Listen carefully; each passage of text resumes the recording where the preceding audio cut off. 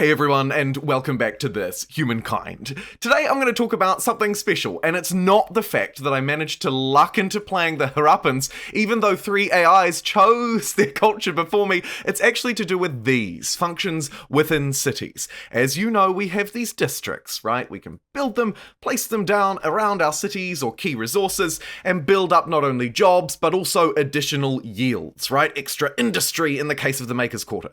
We also have these infrastructures, these one-off things we can build within cities to increase the yields generally of the main plaza, but as you get through the later game, they do sort of open up a bit more. These infrastructures are pretty good improvements, honestly, particularly early on. This one, the Pottery Workshop, provides you with a huge boost to your influence, nearly double in most cases.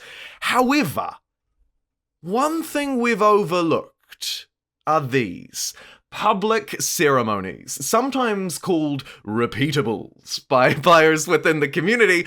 As you can see here, they are cities' constructible projects called ceremonies. They're not displayed on the map, so like these districts, you don't see them, but as infrastructure, they behave very similarly in that you build them and they improve the city. Now, why do we ignore them as players? Well, take a look. So I've just founded Harappa here. It's very fresh. We're only on turn 6. And the feast is going to take 25 turns to produce because Harappa is very low industry. While I can build districts in 4 turns, 25 feels just not even palatable for me at this point. But give me a moment and let me show you why I think these are a lot stronger than what we've given them credit for, and down the line I think they can get even more insane. Okay, so flash forward now to turn 14. You can see I've expanded out across the map, grabbed a couple of territories, played a fairly standard game here with the Harappans, right? Now, head back into my city and have a look at what we've got on offer. So, now if we scroll down, you can see things aren't really taking many turns for me to produce. Districts are taking 2, and public ceremonies now only taking 3, as my city's industry has improved, and I could improve it even more by shuffling a couple of dudes around, maybe getting a bit of extra industry as surge capacity, right? Now it's only going to take 2 turns. At this point, it's comparable to a district. Now, what do these things actually do? So public ceremonies can be found here within the city's construction list, and they will generally improve a specific yield. There is a certain type of ceremony for each yield unlocked through different eras in the game. You can see them here. Now, the feast, for example, is the very first one we get, obviously, in the ancient era. If I choose to build it, it will queue up in the city's production queue just like anything else. I'm going to surge it to the front of the queue. You see, it'll take 2 turns to produce, or I could buy it outright if I had the gold, but 2 turns is honestly all good. Now, each city can build these special events. So, if you're keeping up with your city cap and you've got multiple cities on the go, you can have multiple of these public ceremonies or repeatables on the go at once. What do they actually do? Well, I'll show you in a minute, but basically, the city itself, the main plaza, will receive the increased yield from the public ceremony. So in this case, it's +5 food. Now that we've got the +5 food, you can see I can queue it up again. And that's the beauty of these festivals. We can queue them again and again. Public ceremonies, I should say. Now, queuing them over and over is beneficial because you'll get more and more yields, but there is an opportunity cost and a trade-off here, right? These things are maybe not necessarily the be-all and end-all if you don't have your necessary districts and indeed infrastructure online. We'll talk about infrastructure in the later half of this video, by the way, time cards in the description below, but for now, let's have a look at the later game ceremonies. I believe it is actually a little bit later in the game where these public ceremonies start to take effect. However, it does depend on the ceremony itself. Have a look here. This is Sydney, a city I've just established here, fairly late in the game, right, in the contemporary era, heading towards the end of the game. Its yields are therefore pretty good.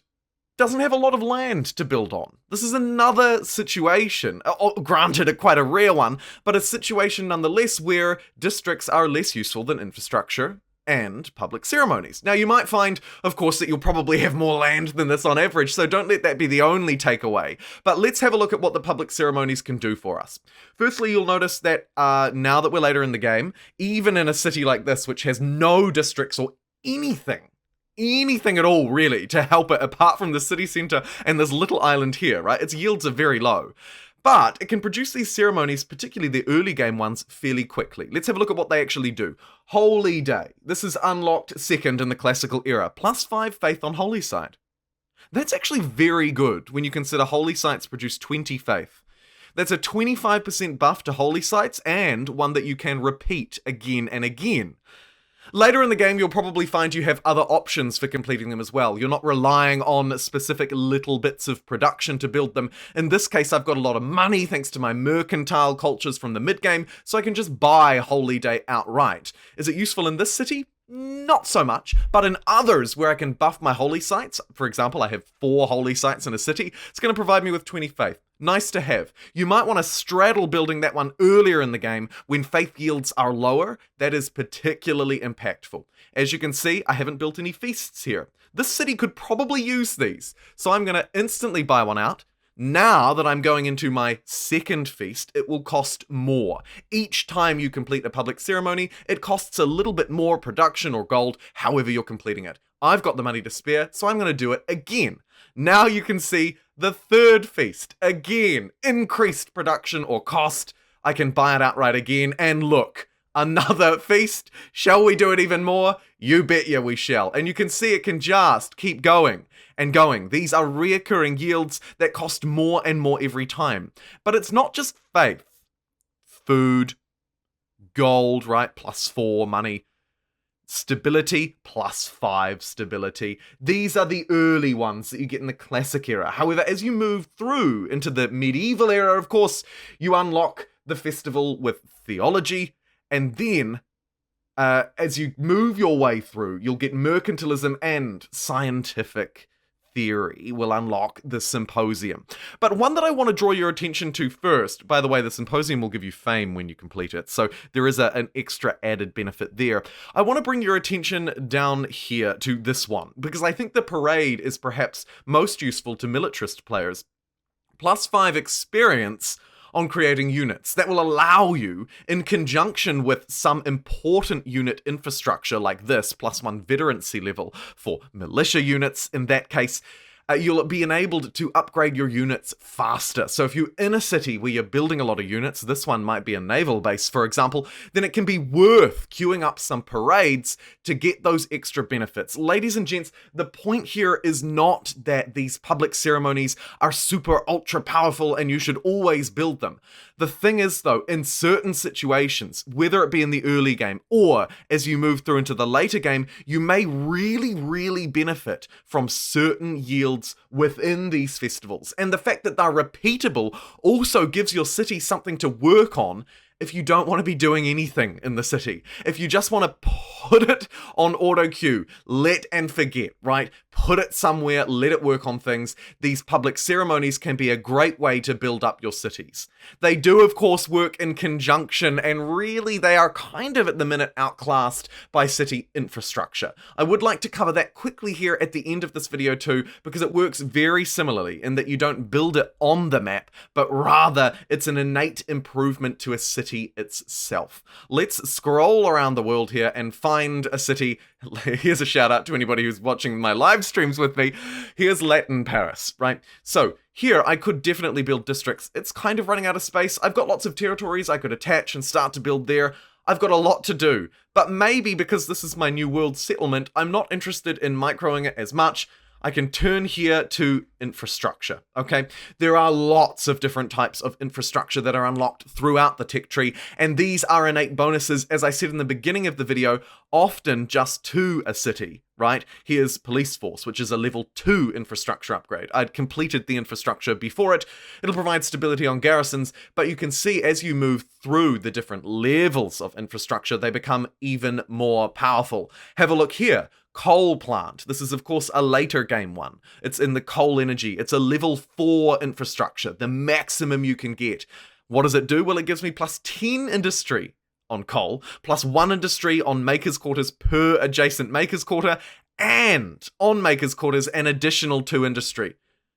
These infrastructures are where the real power lies. And if you find that your cities somehow in the late game, they just aren't cutting it, even when you build these immensely powerful, for example, the Australians have these strip mining complexes, which, if built in the right place, are incredibly strong.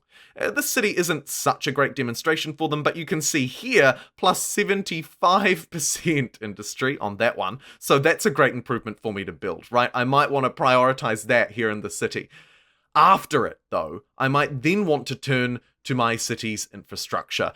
This infrastructure, for example, will add a lot of makers, improvements in industry to my city, and it's not alone, right? Plus 10% money on trade. This is only a level 2 infrastructure. Look how good it is. Scientific infrastructure as well. Plus 2 science on research quarters per adjacent one, and plus 4 science flat out across your research quarters. These infrastructures are incredibly powerful, and it's worth noting that the infrastructures apply across the city. So the more territories you can attach, like this one here, attaching it up to Latin Paris, it can take advantage of these infrastructure buildings as well. Unlike the public ceremonies, you can't complete the same infrastructure again and again. Indeed, it is a one and done improvement, but as I've said, they have different levels, and as you move through the tech tree, you'll unlock different levels of infrastructure. You might start with a library and then work your way through to an academy and then work your way through to a research lab or whatever it might be. The names don't matter. What you need to know is